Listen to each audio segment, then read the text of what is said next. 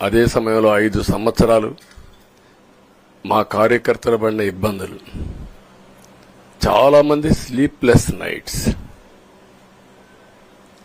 కంటి నిండా నిద్రపోని పరిస్థితి. అక్కడి నుంచి నేను చూస్తే చాలా కడాన మనిషిని హింస పెడుతూ, నువ్వు ప్రాణంతో బతకాలంటే జై జగన్ అనమంటే జై తెలుగుదేశం, జై చంద్రబాబుని ప్రాణాలు వదిలిన సందర్భం చంద్రయ్య. ఇది తలుచుకుంటే ఆ